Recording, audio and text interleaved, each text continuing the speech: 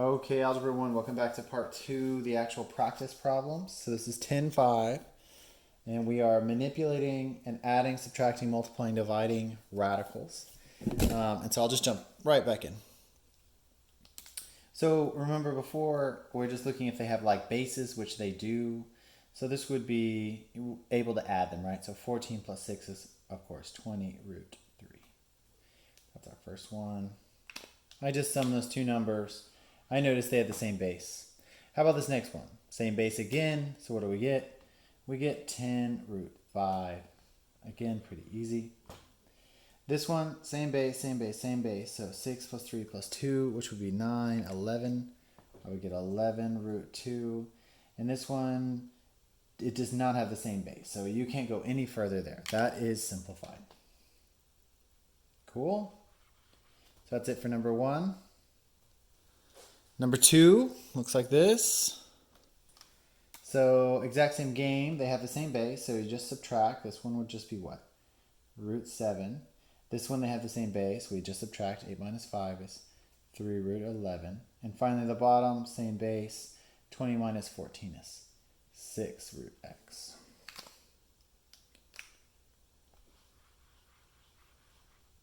All right. Multiply and then simplify. So this is just testing our skills here. This first guy is, of course, what? Root 6. There's no way to simplify that. Get this out of the way. This next one is root 24. There is a good way to simplify this. So this would be what? This would be the square root of, you could say 6 times 4, or you could say 8 times 3, but 6 and 4 is the only way to get a perfect square. So we can pull this guy out, and we can say 2 root 6. Right? Doesn't that make sense? And then can you go any further? No, you cannot. Good, simplified. All right, so maybe something new. I don't believe they did this in the example problems, but I'll show you this just quickly. So let's distribute this out real fast. This will be 2 root 6 plus root 6 times root 7 is what? So now, what happens here? So let's go root 6 times root 7. Okay, this is a weird one, right? All right, so let's play this out. So 2 root 6. Now, root 6 times root 7 is what?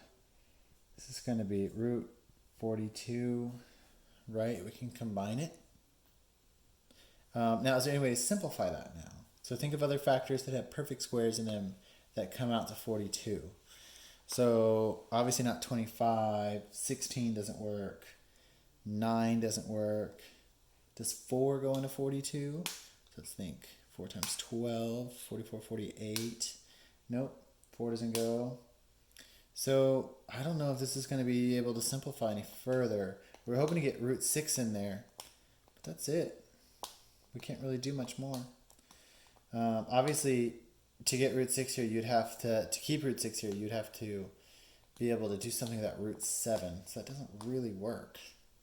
So I think this is it. This would be my final answer. I'll have to double check that one at the end. I can actually do it now. 3C. 3C is just, yeah, that's what I had. Excellent. Okay, 4. This is going super fast. Hopefully you guys enjoy this. Okay, so before, these are the ones that get a little bit harder. Root 20 over root 5. Now remember, you can combine this and say something like this. Root 20 over 5, which of course is just what? The square root of, this is like 1, 4. This is the square root of 4, which is 2. So that is one way to do it. And you could do it another way. You could say root 20 turns into what? 4 times 5 over root 5. And then pull this 4 out, which gives me 2 root 5 over root 5. These cancel. You get 2. So there's 2 different ways to see that. But notice it's the exact same answer, obviously. No big deal. Be able to do both, right? Don't limit yourself to just seeing one path.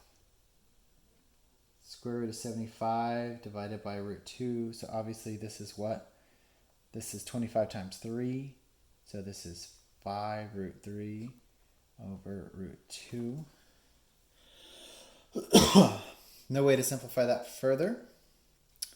And you can't divide 75 by 2. That doesn't really help you. So that's that. You can check that at the end. And then the very last one looks like this. Well, we can already take the square root of 49. We know that's 7x on top, and on bottom it's just root 5. Okay, great. Oh, we need to be careful to rationalize these. That's interesting. I needed to rationalize the previous one. I'll have to go back and do that again. So now, if we get a radical in the bottom, we need to multiply by root 5 over root 5. So we get some 7x root 5 over 5. Okay, now I rationalized this nicely. Just the first step, I took the square root of the numerator, and then I realized this was in the denominator, and I just simplified it, rationalized the denominator. Noticed I used root 5 over root 5 to do so. Okay, let me go back just one. I don't believe I rationalized it. That was a good catch. So back to this one. This one turns out to be 5 root 3 over root 2. So now I need to go root 2 divided by root 2. And this will give me 5 root 6 over 2. Okay, it doesn't look exactly all that different than what I had before, but now we have a rational answer, a rational number in the denominator.